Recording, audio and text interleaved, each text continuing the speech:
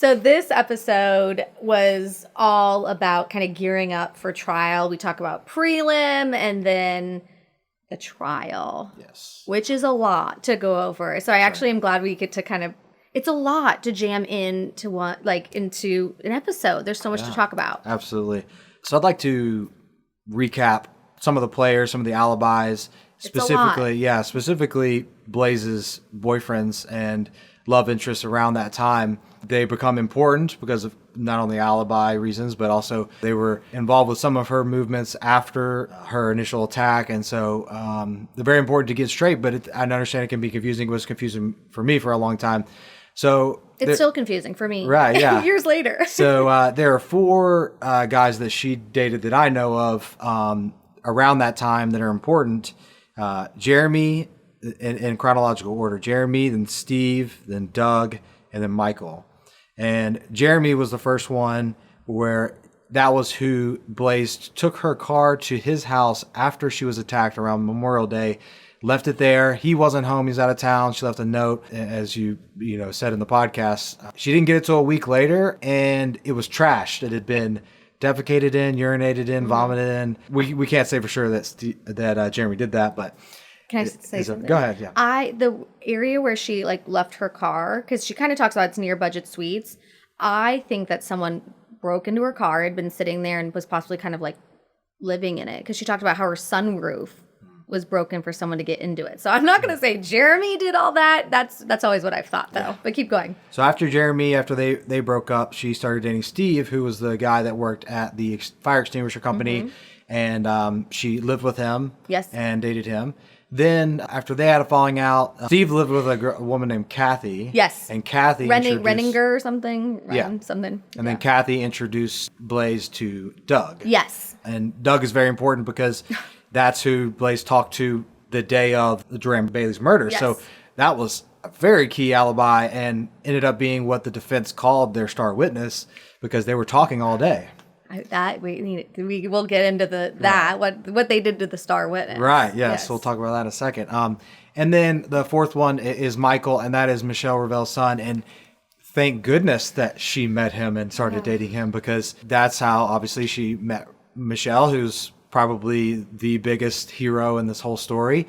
And her and Hans. Yeah. Michelle and Hans. Yeah. Michelle Ravel was Blaze's media contact. Any person that was interested in Blaze's case, she would sit there with a hand copy, not a hand copier, but this is 2001, hand copy thousands of pages and give it to whoever wanted. She got Blaze's social media up, website, this woman was a saint. Yeah. And that is Michael's mom. Right. And Michelle didn't meet her till after she had already been arrested for murder. So that her first impression. She hated her. Yeah, her first impression she didn't say it, but she was like, oh God. Yeah.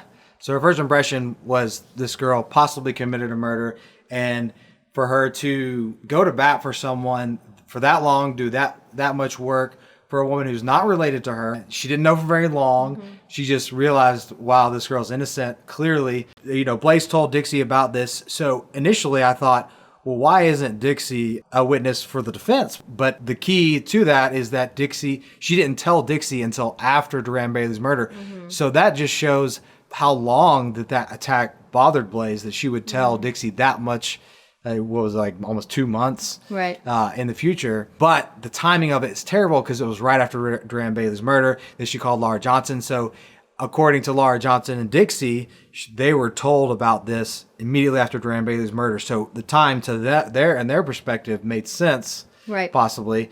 But we know she told other people before that. Sure. So. Yeah. Dixie Tinkin on the stand was also just a mess. She was mad that she was there. She was not answering. It looked like she was almost covering for Blaze, It kind of looked like she was, because she was called by the prosecution, so she looked like she was defensive and it was not great. It was not When good. you spoke to her in the past, did she show any regret or guilt about how she put the dominoes in motion? So I talked to her. I reached out to her again for this. I talked to her actually on the phone. It must have been 2015 when I started working on this case. And she initially said that she wanted to be involved and then just kind of ghosted me. So I believe she loved Blaze. I believe she, in her mind, and she testified to this, thought a crime had occurred. I need to report it to someone. You know, Blaze was almost raped. I need to report this. I think she felt like she was doing the right thing. And I know how much she loved Blaze because Blaze has told me that. You know, she testified. I think she has a hard time with what happened because of that one phone call that she made. One person you want to talk about, that you brought up, that I want to talk about, I didn't talk about in the podcast, so, is Doug and what happened to him right before trial. So you have to think, July 20th, 2001, Blaze was arrested. Now we're talking about May 2002, more than a year later. But just a couple of weeks before trial started, talk about Doug. And remind people who Doug was. Because I didn't touch on him too much in the podcast. Yeah, Doug was Blaze's love interest at the time of Duran Bailey's murder. And like I said, they spoke on the phone during that day. So that was very important to the case. To the timeline. Yeah, and I don't know that the prosecution didn't know about him until then, but once they realized that he was going to be such a key player in the defense's case that they were making, they raided his apartment 2 weeks before the trial. And, you know, looking for evidence, but really, why would you wait a year? Yeah, right. And how could the defense possibly, you know, Blaze's defense possibly prepare for that? Yeah, it was clearly intimidation. You know, it was just intimidating the witness. Like if you think he's involved in this murder, right? You wait till 2 weeks before trial. Like that is a crime. Yeah, because if you're genuinely looking for evidence, a lot of it could be gone by then. Yeah. Right. One thing I did touch on in this, and it gets confusing, okay? Time of death. This case frustrates me because we have time of death. It might be here. It might be here. Is it in the night? Is it in the, like, time of death was never narrowed down, right? So the prelim trial, which is they basically go before a judge. It's right after Blaze is arrested. And they go before a judge and they basically prove that they have enough to go to trial, right? In prelim hearings, it's kind of almost like a formality, right? The medical examiner who we talked to, Dr. Larry Sims, he testifies at this prelim hearing. He testifies he believes time of death is 10 to 12 hours, okay? So that puts us, if Duran Bailey, 10 o'clock, he's found dead, right? Puts us at, midday. I think he even had a quote. It's like, 10 to 4 or something, right? So, he gives this timeline. And I talked to Phil Cohn, who's Blaze's lawyer, was thrilled because Blaze had a rock solid alibi for when Dr. Sims testified that he thought, in his professional opinion, having done 10,000 autopsies, this is when Duran Bailey died, right? Mm-hmm. He also, so Blaze, right, charged with murder and sexual penetration of a dead body. 2 charges. Blaze so she's charged with that. Dr. Sims testifies that the rectum injury, the knife in the butt, okay, happens ante-mortem, okay, before death. Why is Blaze charged then, right?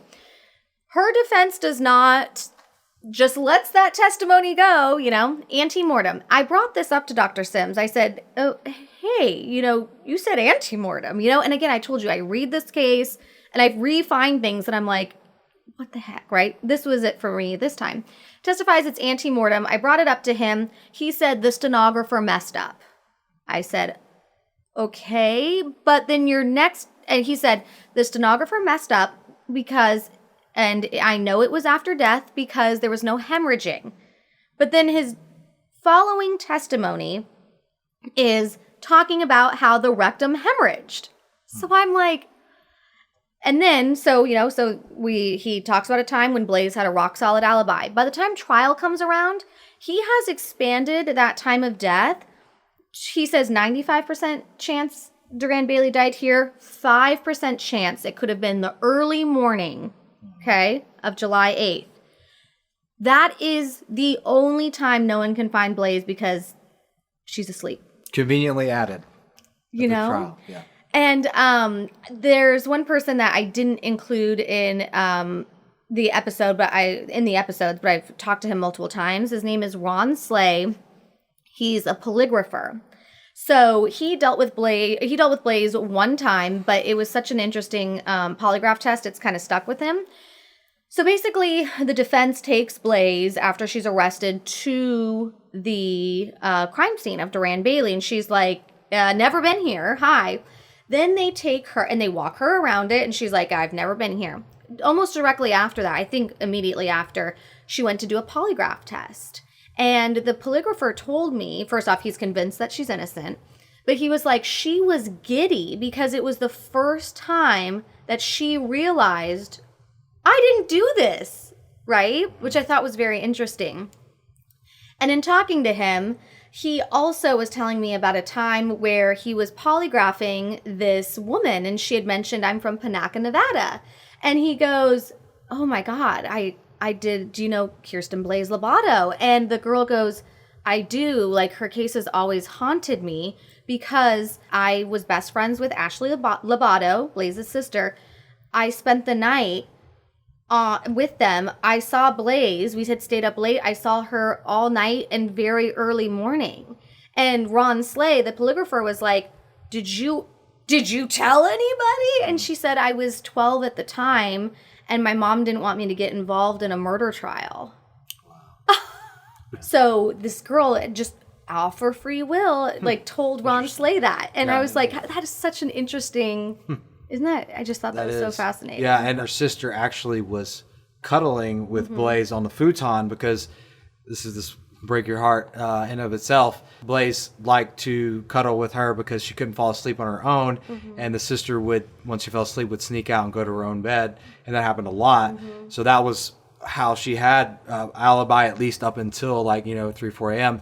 The father said that he saw her at 7 a.m. Yeah. Of course, he did not testify in the first trial, but he did the second one, but they still, I guess, didn't believe him because if you saw him at 7 a.m. That it is it's immediate family, Yeah. kind of, that they just kind of discredited, But we need to talk about Corinda Martin in the first trial. That's true, yeah. Most people agree that there was ineffective counsel, especially in the first trial, and Corinda Martin is a key reason for that. She was a prisoner with Blaze, and she was in prison. She was a nurse. She worked with this old lady, 70-year-old woman, and ended up tying her up, beating her up, and robbing her, kidnapping her.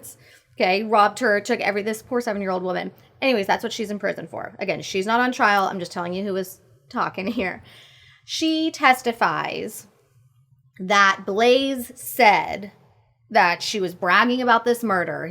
I cut this guy's dick off, and she said, Blaze says, I shoved it down his throat. So the defense had all of this evidence, because, when you write letters in jail, you can get copies. She was writing to this person on the outside saying, will you say I'm your healthcare provider? I want to get out. Will you lie to the judge for me, in essence? And Phil Cohn was not able to question her about those letters. The prosecution put up a big stink about there's not enough time and there's not enough, and handwriting analysis. And so he wasn't able to say hi, You're a proven liar. He wanted to prove that she was perjuring herself in court and that she would do anything to get out of prison, And the defense asks her multiple times, did the prosecution promise you anything? And she was like, no, they said they couldn't promise me anything. But she had sentencing coming, they were going to relook at her case, the probation office, parole office.